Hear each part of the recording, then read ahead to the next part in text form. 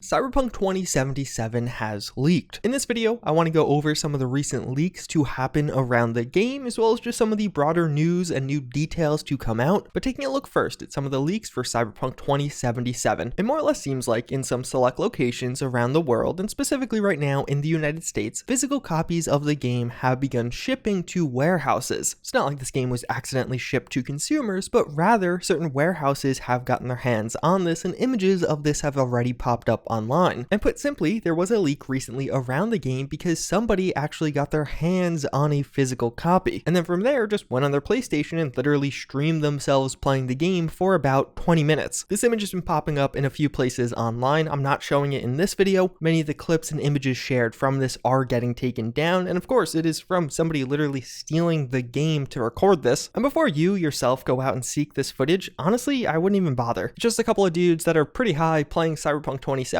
for the first time on the Nomad start, not really showing us anything new. There are a couple of spoilers here or there, but it's not worth wasting your time or encouraging this kind of behavior. So although there's been a lot of back and forth and discussion around the nature of this leak, it seems like it was relatively simple. Just somebody got the physical copy, put it into their PlayStation, and started playing. Seemingly there was no day one patch and there was no time lock on the game, so you can play it right now. And what this likely means is we're going to see more leaks like this, whether it be from this particular source, wherever this individual got this copy of the game, or even just as other warehouses around the country and the world start to get copies themselves. So with that in mind, definitely be careful if you're trying to avoid spoilers, especially big ones. Even some details around the ending of the game have been posted online from other leaked versions. Now for better or worse, there's definitely a mix of information out there right now, some fake information, some real information, but this is something we large in part knew was going to be happening, and it's really kicking off in full force right now with actual footage being shared. But again, it honestly isn't worth your time. This image has also been getting posted around. It's hard to verify if this is 100% real or actually the same person to post the gameplay footage of the game, but if so, it's almost hilarious in that that individual leaked the game, but then is now trying to sell the game while revealing his name and address on the sale page. And even just in general, somebody is apparently trying to sell Cyberpunk 2077 early with their name and address connected to that item. One of the other takeaways from this leak is there's some conflicting information as to whether or not it was filmed on a PlayStation 4 or a PS4 Pro, because the leak itself looked like it was running pretty well. But either way, one of the cool parts about this is we are getting PlayStation footage in the future. Of course, last week we had that surprise Night City Wire special where we got some Xbox footage of the game, but it was confirmed on Twitter that PlayStation footage was coming. One thing I would really love to see is PS4, just the base model footage. We saw the Xbox Series X and the Xbox One X, but not the regular Xbox One. I do wonder how well or not well the game will run on base systems, but this also does mean we should be getting some more gameplay in the next couple of weeks, so stay tuned for that. Something else that's pretty interesting is this is not the only time Cyberpunk 2077 has leaked. A separate leak that actually occurred a few days ago also on PlayStation was actually the PlayStation PKG file. So basically this was the preload data you would get if you were downloading Cyberpunk 2077 or preloading it yourself, but it was the game in its entirety in a digital format. Now the thing that makes this not so big of a deal is that it is still encrypted, so hypothetically someone could decrypt these files, but considering there's only a few weeks before the game comes out anyway, it's likely not worth the effort and you wouldn't get the game that early. But it was another one that popped up, although thus far it doesn't really seem like it's led to anything. The file was out there, seemingly some people got their hands on it, but they haven't done anything major with it otherwise. But either way, over the next couple of weeks, be pretty careful with what you read. In all likelihood, there's going to be people out there taking some spoilers from this game as they end up getting posted and trying to share that with as many people as possible. So be wary in comment section on Twitter and all other social media. One thing that is in a much more positive light is we just recently got some new gameplay of Cyberpunk 2077 from Nvidia with ray tracing on. The gameplay itself looks great. This obviously recorded on PC and probably the game looking the best it really can, but it still does look absolutely phenomenal. Some news that came with this are some of the system requirements for the game for both ray tracing on and off and at different resolutions. This going way more in depth than some of the past system requirements have. I'll have a link to this down below if you want to check it out for yourself or compare it to your own system specs depending on how or how good you want this game to look for you. But something important to note that isn't on this is FPS targets, and even things like minimum FPS in certain specs, so that might be asking a bit too much. Either way, it definitely is nice to have that extra context. But something else that was revealed with this is that the game will not support ray tracing on PC for the new AMD graphics cards at release. So reportedly CD Projekt is working with AMD to actually get that functioning pretty soon, but at least on release, you cannot have ray tracing if you have one of those new AMD graphics cards. Although let's face it, barely any of us got one anyway. Although another really exciting feature is that we got more confirmation that photo mode will be a thing with this game. We knew that already, but apparently it'll support things like poses, so you could actually make your character pose one way or another. This is one of those things I'm really excited for. Cyberpunk 2077 is a beautiful game, and seeing people take awesome photos and hopefully having a powerful photo mode to do so is going to be really cool. I'm sure in the week after launch, you're going to see a lot of crazy photos, and I personally am very excited for that. I wouldn't be shocked if most of these photos posted by CD Projekt are in fact using that very photo mode. And one final thing, one of the developers of the game has actually posted up this photo, showing him starting off as a nomad and now showing himself with a 175-hour playtime. Now, of course, this is a pretty vague number. Developer doing some QA testing will probably have a super high cumulative playtime, but this is actually not with the game completed. So somebody on Twitter asks if that's his completionist time, and he says, not really. That's just one of my ongoing slow-paced playthroughs on the hardest difficulty, where I play more stealthy than usual, loot everything, use every feature the game has to offer. I take my time. So that's pretty insane. And even to just back this up a bit further, if you guys saw recently, a ton of first-hand 16-hour previews from media outlets were posted around Cyberpunk 2077. Media outlets played for 16 hours, got to post their impressions. Actually just made a video rounding up all of the details from all of them if you want to check it out. And basically every media outlet said after 16 hours, they are not significantly into this game. And some of these guys focused on the quest line. Obviously there are some breakaways here or there, but some just really focused on doing the main story. And it doesn't seem like 16 hours is a significant portion of the story. This game is going to be giant. It's probably going to take a really long time to complete. And with that in mind, I bet it means there's going to be huge variance in playtimes depending on your play style. Look, I for one am someone who tends to play games a bit quicker, but if you're somebody who does tend to take your time, loot everything, read every terminal, or try and get every note, I wouldn't be shocked if you across an entire playthrough do have just way longer of a playthrough. But a couple of other pretty cool details from this, he also mentions how every save is marked with the life path so you can distinguish between them, which is going to be pretty handy for those of us trying to do every life path. And lastly, he also reclarifies how there is in fact a censor mode for this game, so you could turn nudity off if you don't want to see it. That's actually really handy. I've seen a lot of coverage from media outlets on this recent streamer mode, which although cool, especially with the copyright issues on Twitch right now, I feel like that censor mode is even more handy, in particular for YouTubers. Either way, that's your recap on Cyberpunk 2077 news. So again, be vigilant, be wary out there. We're in the final stretch now. You probably don't want to find out major spoilers from a stupid comment somewhere. And again, I encourage you to avoid those temptations to turn to leaks. We're very, very close. It's almost always better to just wait and experience the game for yourself and get to see those twists and turns firsthand. Either way, as always, again, I thank you all for watching. I hope you enjoyed this one, and I hope to see you all next time. Later.